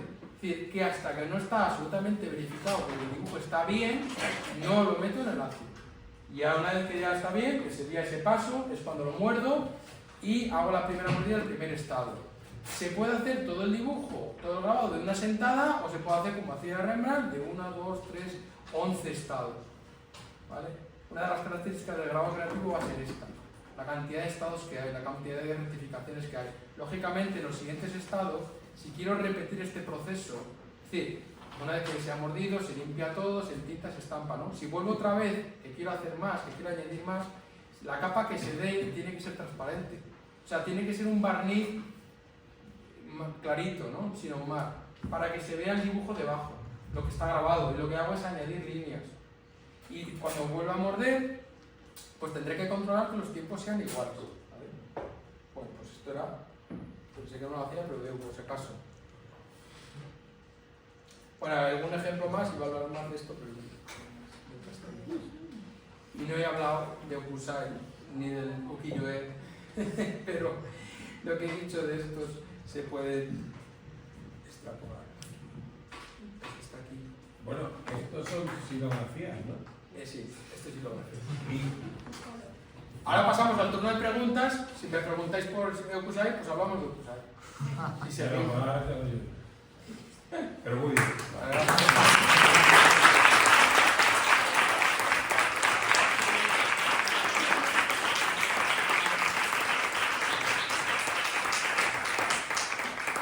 ¿Se ha entendido más o menos? Venga, preguntas. Yo creo que ha sido todo bastante claro. A ver, yo conociéndote y sabiendo todo lo que llegas a saber del mundo del grabado, pues sí, en algunos casos a lo mejor hasta te has cortado de meter todavía más datos, información de todos esos procesos. Pero bueno, seguro que alguno ahora también saldrá la luz. Por favor. Pero... yo no me enteré en cómo hacía las estampas Okusai. ¿El qué? Que cómo hacía las estampas ¿Esto? Okusai, sí. Esta técnica, que esto es 1832, creo que es el año exacto. Bueno, pertenece a lo que se llama el ukiyo-e, las estampas del mundo flotante, de la cultura japonesa, que es la... Bueno, viene de... como decíamos antes, la historia del arte europea, la historia del arte que estudiamos es como está muy enfocada en Europa, ¿no? Pero realmente hay una historia del arte paralela casi en cada continente. No se puede hablar de grabado sin hablar de Japón. No tiene nada que ver esta técnica, estos procesos que hay aquí con lo que acabamos de ver, porque todo lo que hemos visto hoy me he centrado en aguafuerte, en la punta seca y un poco procesos que están hechos sobre planchas de metal y es el grabado en hueco. El grabado en hueco es que el dibujo está rehundido y la manera de entintar eso es que tengo que meter la tinta dentro. También he traído, iba a entintar por si acaso queríais, son tintas como muy densas, es pintura al óleo de hecho, son pinturas grasas y como digo se retira con trapo y es una manera de entintar muy diferente, muy concreta. Estos sin embargo son matrices de madera, son silografías, mal llamadas silografías, por cierto, son entalladuras. Lo digo porque vais a encontrar en libros especializados, en cualquier libro de calidad, vais a encontrar que el término cuando se refiere al grabado, por ejemplo, de Durero, ¿no? Durero puso la melancolía, pero antes de la melancolía hace el apocalipsis y todo eso y lo hace con tacos de madera. En realidad el término era entalladura. ¿Vale? El término silografía es un neologismo del siglo XX y ha englobado todo, pero en realidad no es exactamente lo mismo. Bueno, a lo que voy. Esto es un grabado que está hecho sobre madera que básicamente el procedimiento es un taco así, más o menos de este tamaño, un taco de madera. Normalmente es una madera que no tenga vetas o nudos o tal, suele ser madera de pedal, por ejemplo, una madera que sea bastante uniforme, se dibuja a lápiz y se talla con gubias. La gubia es como el buril, pero hueco. De tal manera que yo cuando paso lo que estoy haciendo es quitar material, pero no una línea fina, no, una línea gruesa. Y entonces lo que se hace es descarnar o desbastar la plancha quitando precisamente los blancos, no los negros. Esa es la gran diferencia, porque en el grabado en hueco, si yo hago una línea, esa línea va a ser negra cuando yo entinte. O sea, voy a meter la tinta dentro y voy a limpiar el resto. Sin embargo, en el grabado en relieve, el dibujo queda arriba, lo que se hace es entintar con un rodillo y como si fuera un sello, para que me entendáis. ¿Vale? Entonces es entintar, estampar, no necesita presión, no se utilizan planchas, no se utiliza tórculo, no se utilizan prensas de grabado, se estampan con la mano y luego tiene otra característica. No sé si puse al principio, una silografía así, europea, para que vean la gran diferencia.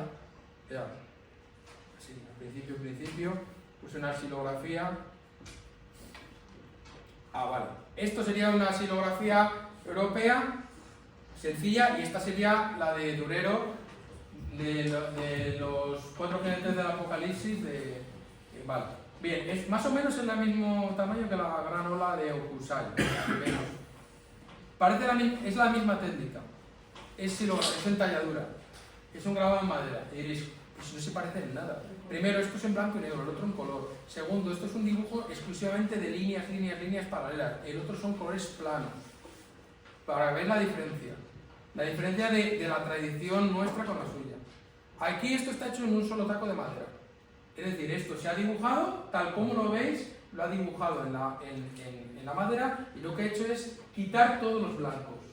O sea, ir con la gubia para que quede el dibujo arriba. Entonces, sencillamente se entinta con un rodillo, se pone el papel, se frota y sale la estampa.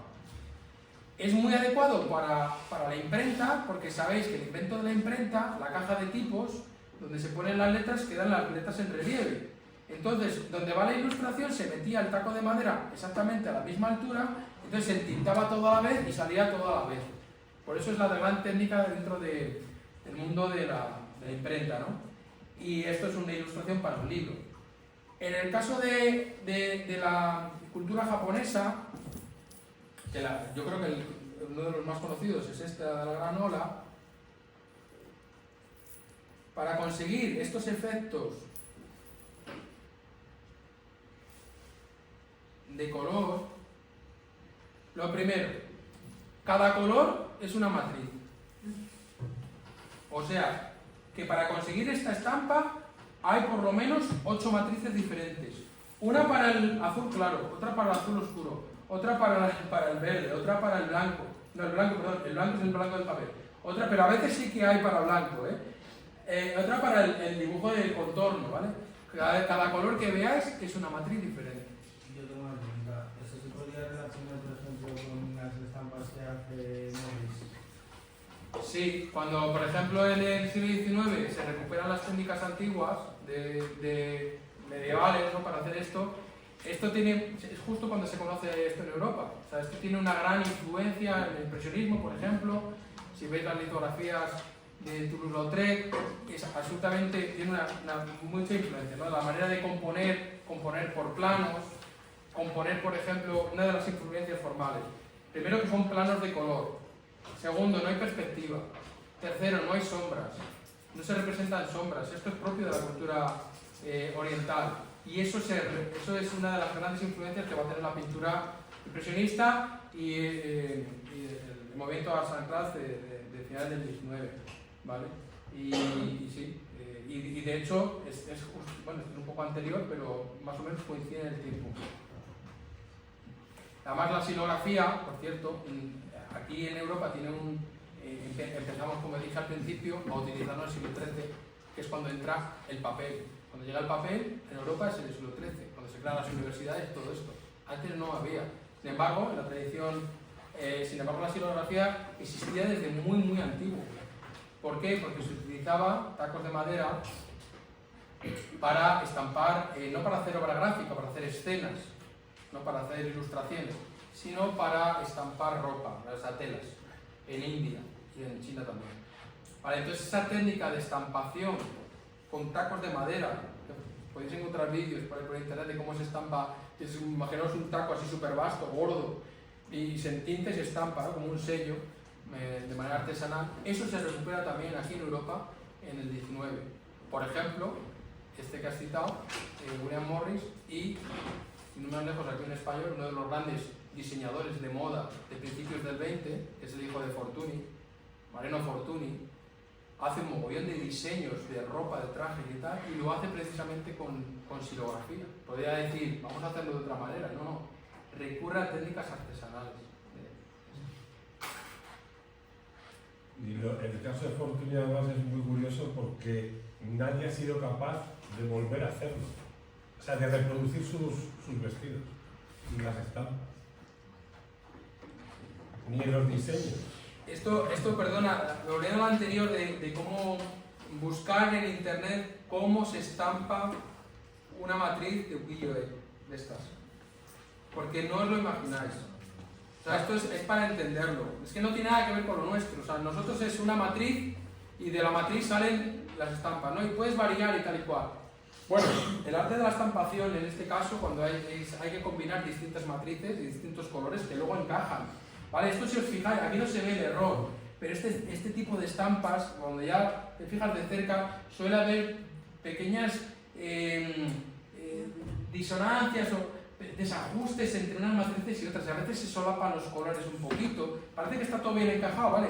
Y está, pero sin embargo se nota el truquito, ¿no? Son distintas, cada estampa, cada color es una matriz, ¿vale? Porque hay algunas que llegan a tener casi 50 colores.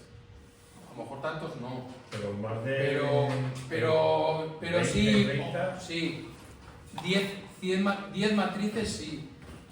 Son matrices que se consiguen, claro, como daos cuenta que este tipo de grabado no tiene ningún tipo no hay que ejercer ningún tipo de presión. Se estampa, digo que con la mano. Se suele utilizar un aparato, una herramienta que se parece a esta, se llama Baren, que se utiliza para agarrarlo así y apretar un poquito el papel, ¿vale? No necesita presión. Entonces, ¿qué pasa? Primero, que cada estampa es súper artesanal, o sea, no está para nada mecanizado. Segundo, que como la matriz no sufre ninguna presión, pues aguantan miles y miles y miles de ejemplares. O sea, pensamos que el grabado en madera como que es, o yo pensaba eso también, por lo menos, como que era más limitado, más limitante que el grabado en metal. Yo me pensaba que cuando Durero pasa de abandonar la xilografía y empieza a hacer gurí, que principalmente era por esto, y para nada. O sea, se sacan tantas estampas de una plancha de madera como una de cobre. ¿Por qué? Porque la de cobre es más duro, pero necesita una presión bestial. O sea, un tórculo da 800 kilos por centímetro cuadrado de presión. O sea, es que te deja la plancha prácticamente laminada. Y la madera, al siendo más blandita, no necesitas nada. Entonces, de hecho, se conservan muchas y se siguen estampando. de este tipo de grabado. La mayoría es la edad de oro del grabado japonés siglo XVIII y XIX, se siguen estampando. Y también suelen estar firmadas por el artista y por el estampador, se le dan poner su sello. No es lo mismo el que esté estampado por una persona por otra.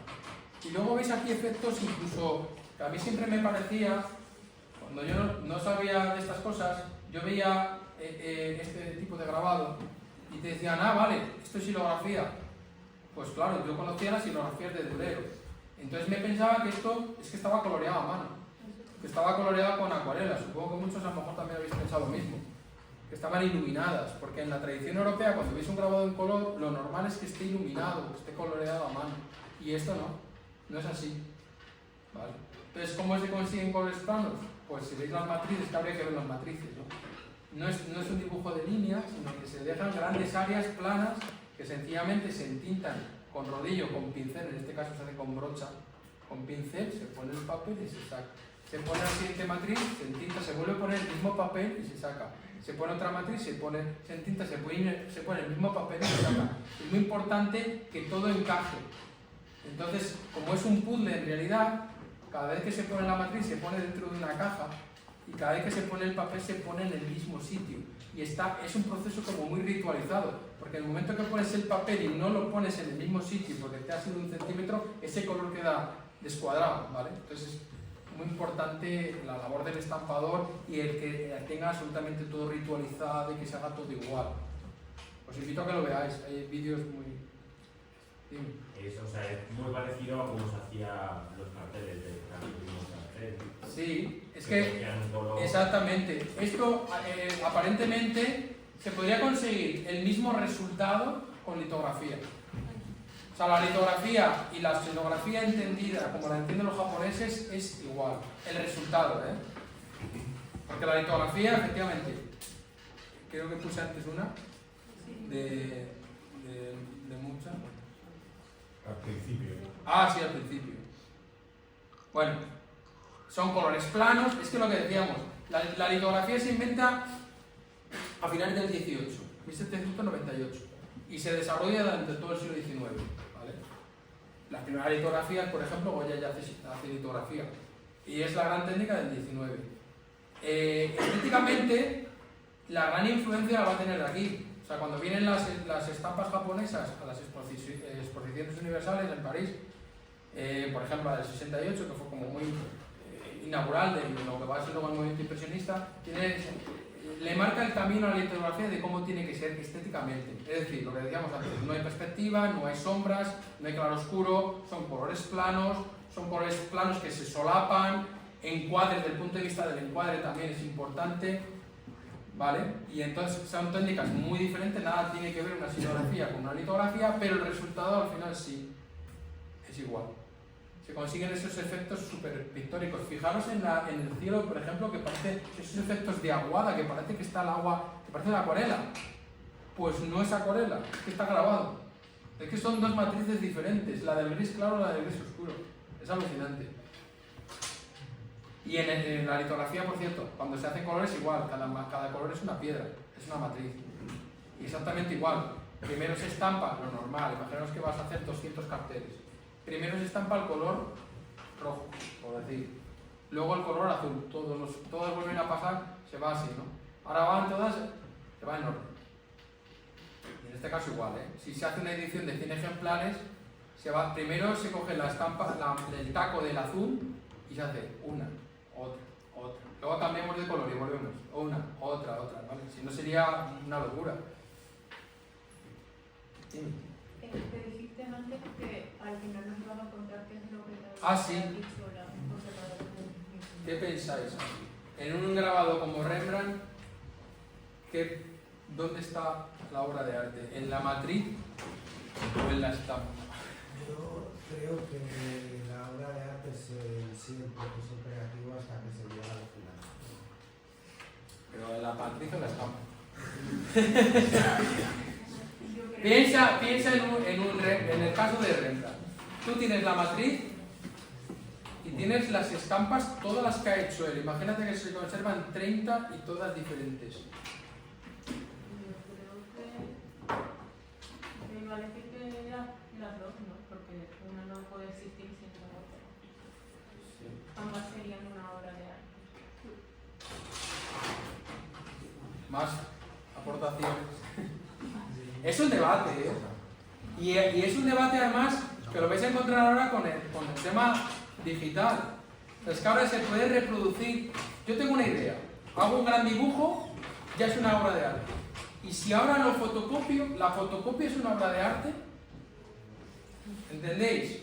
Ahí está el debate. O sea, que tú entiendes que la matriz es la obra de arte. Porque al final, según lo que has dicho, entiendes que es donde reside la idea y donde prima la idea. Que luego lo demás son reproducciones. Desde el punto de vista conceptual, sí. Pero Tú piensas en la música, el ejemplo de la partitura. Llega Mozart, hace la partitura y ahí quedó la partitura. Escrita por él. Eso es música, eso es una obra de arte, en potencia sí, pero necesita ser interpretada. Y lo que sí que es verdad es que no es lo mismo una interpretación hecha por el mismo autor.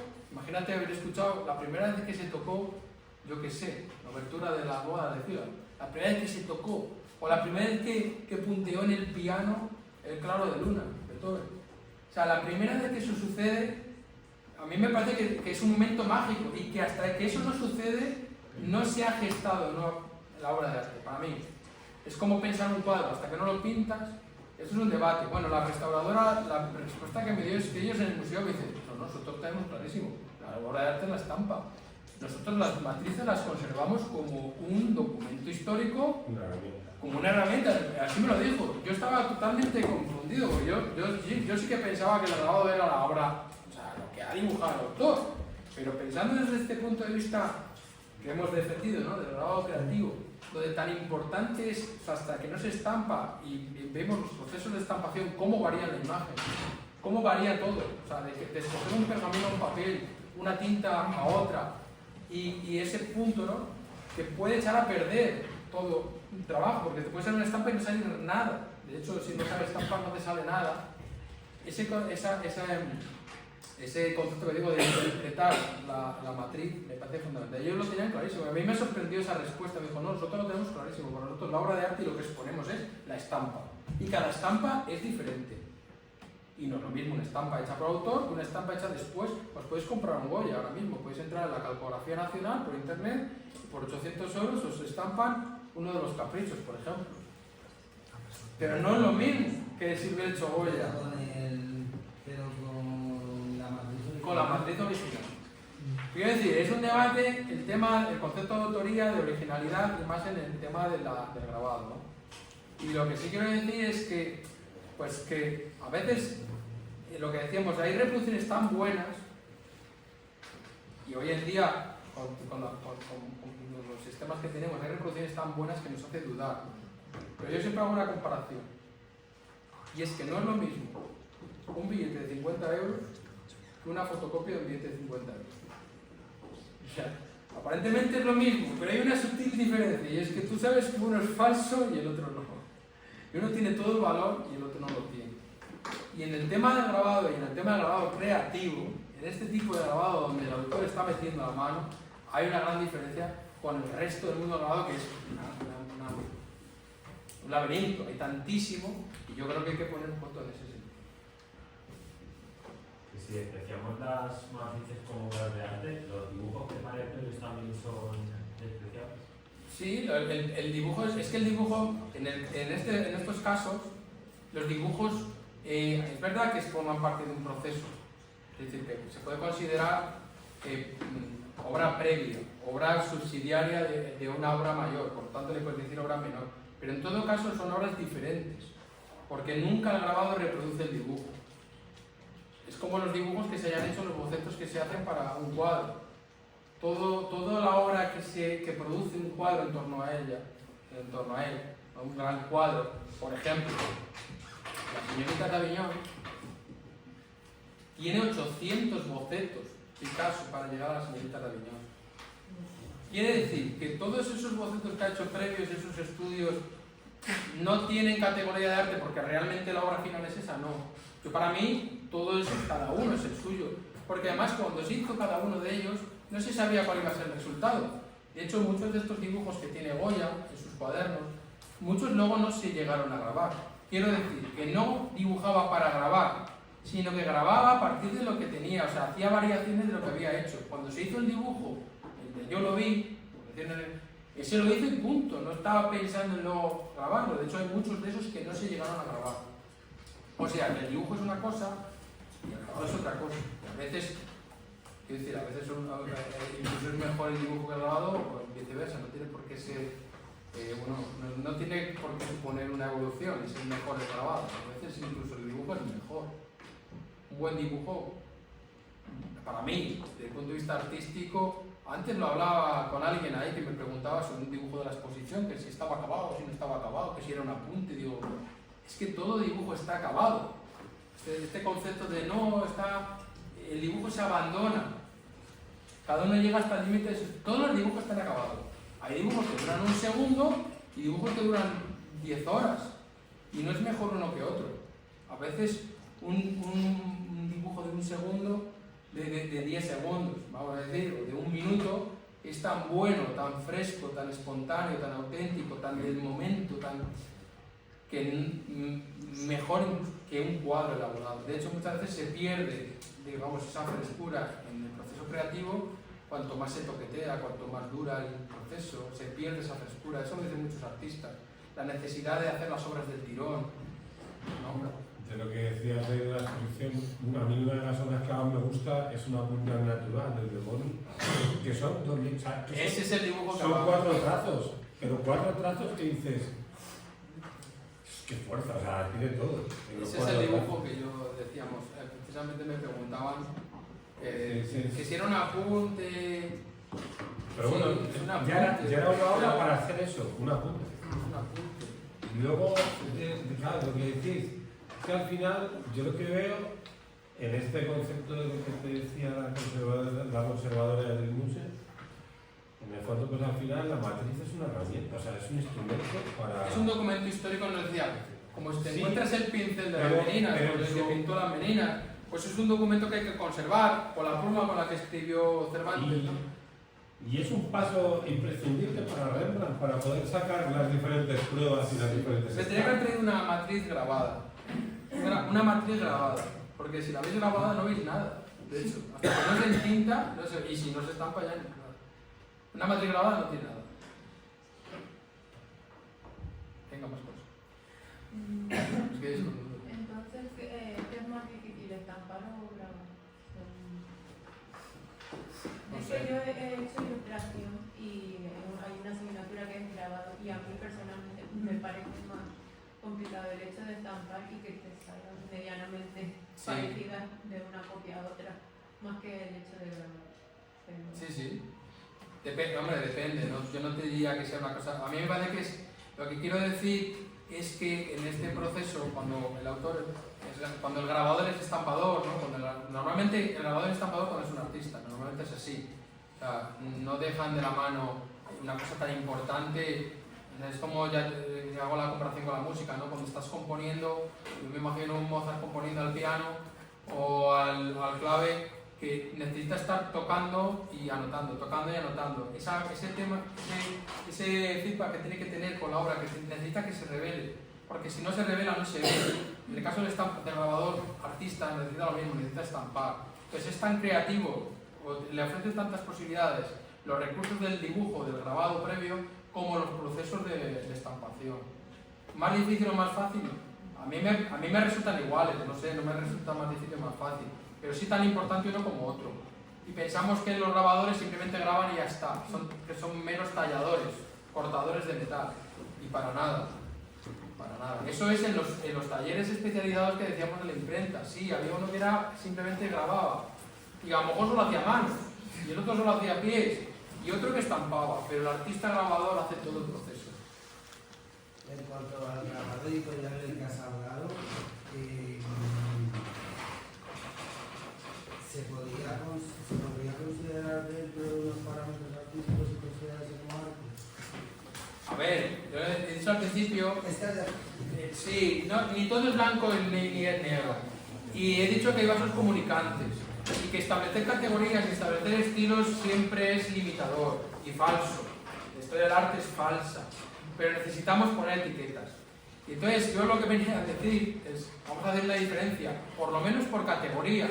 Es decir, bueno, no todos los grabados dentro del mundo del arte, de la inmensidad de todo lo que se ha hecho, no todos los grabados son iguales. Para nada es el grabado paleolítico igual que un periódico. ¿No? Que es un grabado, es un grabado. O sea, no tiene la misma categoría ni el mismo valor. Dentro del mundo editorial es que hay artistas que participan de eso, el caso de Durero, ¿vale? Que participan de Toulouse-Lautrec, es decir, autores que son grabadores y que hacen una obra por encargo, una obra que no le sale de, digamos, de la necesidad interior, ni que tiene mucho que ver con su vida, ni que tal, sin embargo se lo encargan y hacen un trabajo más de ilustración, de gráfica publicitaria y hacen un gran trabajo.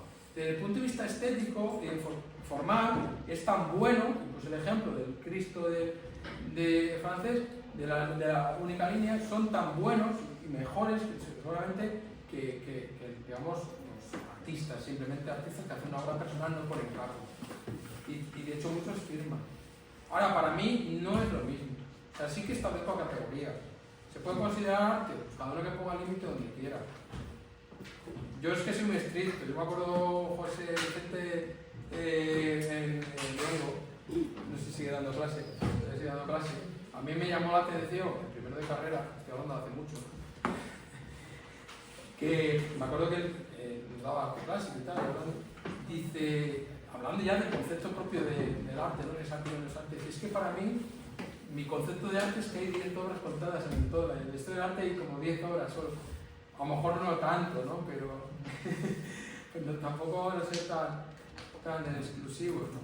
Pero desde luego que creo que hay mucha, sí que hay mucha contaminación en el tema del arte que se reproduce, ¿no? Hay obras muy buenas, pero se nota la diferencia. Y no es una diferencia técnica, porque no son mejores los unos que los otros, desde el punto de vista técnico. No, sino más como de la idea, ¿no? De esa diferencia. Yo creo que hay una cuestión de concepto. Sí. Es una cuestión de concepto. Es decir, el caballo que puse de Lascaux, ¿está bien dibujado o está mal dibujado?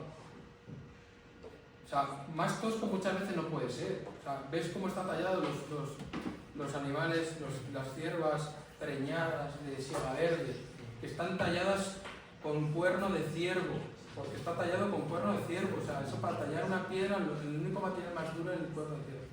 O sea, hay un condicionante en cuanto a la dureza, en el grabado se ve mucho esto, el condicionante del material. O sea, es un dibujo que más tosco no puede ser. Desde el punto de vista académico, estaría suspenso. Quede claro. Y sin embargo, hay otros factores que no es la destreza, que es la autenticidad. Que eso se nota, es el dibujo de un niño, ¿no? Esa autenticidad se nota, se trasluce precisamente en esa falta de destreza, pero en esa intención, esa voluntad, en ese querer ser. Y eso se nota. Y en el trabajo creativo se nota mucho. Ya.